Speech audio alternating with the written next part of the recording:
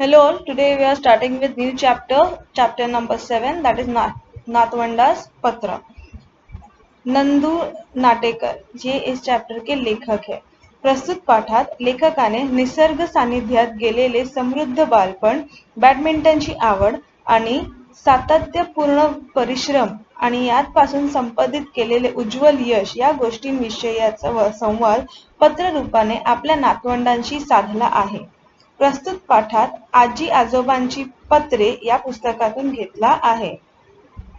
मतलब ये चैप्टर में बेसिकली ये बताया है कि ग्रैंड पेरेंट्स अपने बच्चों को एक लेटर लिख रहे हैं जिसमें उन लोग ने ये बताया है कि उन्होंने उनका बचपन कैसे निकाला है, कितना ब्यूटीफुल नेचर था, तभी कैसे ये मेहनत करके वो ऊपर आए हैं और आज इतना सेटल हुए हैं। ये सब उन्होंने लेटर के थ्रू उनके साथ जस्ट शेयर किया है। तो ये जो पार्ट है ये इस बुक से लिया है जिसका नाम है आजी आजोबांचे पत्र। प्रिय उद्धव, मेघा, मिहिका व जानवी, अनेक आशीर्वाद। उन्होंने सबको ग्रीट करते हुए आशीर्वाद दिया। कितीदा तरी मनात येते की तुम्हा चौघांबरोबर बसून तुमच्याशी मनसोक्त गप्पा माराव्यात। मी माझे बालपण कसे घालवले ते तुम्हाला सांगावे। माझी शाळा कॉलेजले दिवस कसे होते ते सांगावे आणि पुस्तकातून, मित्रांकडून व शिक्षकांकडून मी काय काय आणि कसे कसे शिकलो ते सांगावे आणि सगळ्यात महत्त्वाचे म्हणजे माझ्या आई वडिलांकडून, तुमच्या पणजी पणजोबांकडून, त्यांच्या मायेतून मी काय शिकलो हेही तुमच्याशी बोलावे। तो उन्होंने कहा, अपने लेटर में स्टार्ट किया कि काफी टाइम से मन होता है, काफी बार ऐसा मन होता है कि तुम चारों से बैठ के बातें करूं, मैंने अपना बचपन कैसे काटा है वो बताऊं, मेरे कॉलेज और स्कूल की लाइफ, उसमें मैंने बुक्स के थ्रू, टीचर्स के थ्रू, अपने माता पिता के थ्रू क्या क्या सीखा। अपने माता पिता मतलब बोलते हैं ना दादाजी के भी पिताजी, ऐसे तो उनको मराठी में पणजी आणि पणजोबा ऐसा बोलते हैं, दादाजी के पापा ऐसा। तो उनसे भी मैं क्या क्या सीखा ये सब तुम लोग को बताऊं। पण प्रत्यक्षात तुमच्याशीच बोलताना मोकळेपणाने मनासारखे बोलता येतेच असे नाही, म्हणून वाटले कि तुम्हाला हे पत्र लिहावे। उसे बोला कि बट फेस टू फेस जब भी हम मिलते हैं तब ये सब बातें करने को जमेगा कि नहीं प्रॉपरली पता नहीं, इसीलिए सोचा कि ये पत्र लिखे।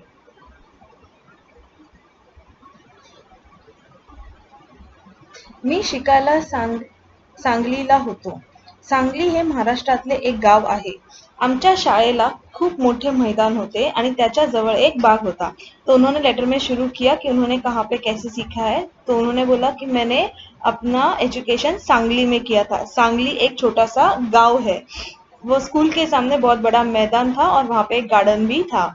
आम्ही तिथे मनसोक्त खेळायचो, हुंड्यातून झाडावर चढ़ायचो, पाऊस आला कि त्यात चिंब भिजायचो। मैंने बोला उस गार्डन में हम लोग बहुत खेलते थे, बहुत ऐसा मस्ती वगैरह करते थे, बारिश आता था तो और भी मजे मारते थे और बहुत भीगते थे। निदान सुट्टीमध्ये तरी तुम्ही तुमच्या मोठ्या शहरांमधून बाहेर पडून थंड हवेच्या गिरिस्थानांवर किंवा छोट्या गावी गेले पाहिजे। मतलब उन्होंने बोला कि कम से कम तुम्हारा स्कूल में जब हो जाएगा तो हम लोग को जो समर वेकेशंस वगैरह होता है तो उस समर वेकेशंस में कम से कम तुम लोग को एक ऐसा छोटा सा गांव में या कहीं पे आना चाहिए ताकि नेचर क्या है वो देख सको, एंजॉय कर सको और ठंडा ठंडा एनवायरनमेंट हवा उसके भी मजे ले सको। पक्ष्यांचे चिवचिवणे, थवे न्हाळ्याने तसेच जंगलातील विविध पशूंचे आवाज ऐकणे हा मोठा मजेशीर अनुभव असतो। मोकळे आकाश, वाहती नदी आणि झाडे आपल्यासाठी गमतीच्या नजरांना आणतात असतात, त्याची मजा तुम्ही लुटली पाहिजे। उसने बोला कि उन्होंने मतलब उनको समझाया कि वो पक्षियों का आवाज हो, जंगल में अलग अलग टाइप के जो प्राणी आवाज करते हैं वो सुनना हो, ये सब में अपना ही एक अलग मजा है, उसका भी एक्सपीरियंस तुम लोग को होना चाहिए। प्लस रोड ट्रिप जब तुम करते हो यानी बाय रोड जब तुम जाते हो तो ये जो ग्रीनरी रहता है, आसपास ग्रास है, झाड़ है, सब ऐसे है, तो वो सब भी ऐसा मतलब देखने लायक होता है कि मन को शांत कर जाता है, वैसा होता है। माझ्यापुरतं बोलायचे तर मी अभ्यासामध्ये काही फारच चांगला नव्हतो। मला खेळायला मात्र आवडायचे आणि बॅडमिंटनची आवड मला लहान वयातच लागली होती। उन्होंने बोला मेरे इतने तक बोलूँ तो मुझे पढ़ाई में ज़्यादा कोई इंटरेस्ट नहीं था, मुझे पहले से ही खेल कूद में इंटरेस्ट था और बैडमिंटन ये मेरा फेवरेट गेम था, मुझे बचपन से ही इसके प्रति इंटरेस्ट डेवलप हो गया था।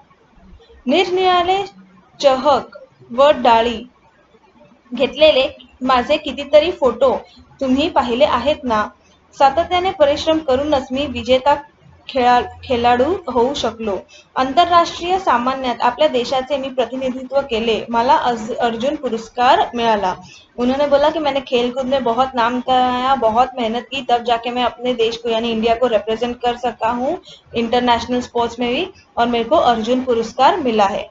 तुम्ही कोणता ना कोणता खेळ खेळलाच पाहिजे. मग तो क्रिकेट, टेनिस, बॅडमिंटन असा तुम्हाला जो कोणता आवडत असेल तो खेळ असू दे. खेळ खेलने आपल्या आयुष्यात शिस्त येते. उन्होंने बोला कि कोई भी टाइप का खेल है, चाहे वो क्रिकेट हो, टेनिस हो, बैडमिंटन हो, ये सबने खेलना ही चाहिए, यानी एक स्पोर्ट तो सबने अपने पास रखना ही चाहिए, क्योंकि ये सब खेलने से आयुष्य में शिस्त लगता है, इन द सेंस लाइफ में डिसिप्लिन आता है. शिस्त मतलब डिसिप्लिन. कोणत्याही प्रसंगाचा सामना कसा करायचा, अगदी हरावे लागले तर कसे हरायचे ते खेळ आपल्याला शिकवतात. जिंकलो तर कसे जिंकायचे आनंदही मिळवून देतात. मतलब एनी सिचुएशंस कि कभी कोई स्पोर्ट यानी कभी कोई गेम हम हार गए तो हम क्यों हारे, कैसे हारे, ये सिखाता है. प्लस हम जीत गए तो जीतने के बाद जो प्राउडनेस होता है, जो खुशी होती है, वो फीलिंग्स भी कोई भी स्पोर्ट हमें देती है. प्रत्येकाने दररोज काहीतरी व्यायाम केलाच पाहिजे. मला वेळ नाही ही सबब सांगू नका. मतलब उन्होंने बोला हर एक ने कम से कम थोड़े टाइम तो दिन में एक्सरसाइज करने ही चाहिए. मुझे ये आदत नहीं है या जमता नहीं है, ये सब एक्सक्यूजेस नहीं देना चाहिए. वेळ नाही म्हणून जेवण करायचे राहते का? मतलब कि समय नहीं है ऐसा बोल के कभी खाना खाना छूटता है क्या? नहीं ना. कितना भी बिजी हो, कुछ भी हो, हम खाना खाने के लिए टाइम निकालते हैं ना, वैसे ही एक्सरसाइज के लिए भी टाइम निकालना चाहिए. दोन्ही जेवणासाठी कसं बरोबर वेळ मिळतो? मतलब कि दोनों टाइम का खाना खाने के लिए बरोबर टाइम मिलता है ना साथ में.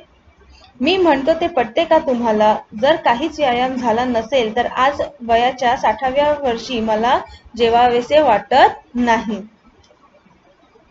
उन्होंने बोला कि मैंने जो बोला है वो तुम लोग को पट रहा है क्या? क्योंकि कुछ भी अगर ऐसा हेल्थ इश्यूज होता ना तो मेरे को ऐसा खाना खाने का मन ही नहीं करता, लेकिन आज 66 ईयर्स होने के बाद भी मैं बहुत अच्छे खासे कंडीशन में हूँ. आगे का हम नेक्स्ट वीडियो में कंटिन्यू करेंगे.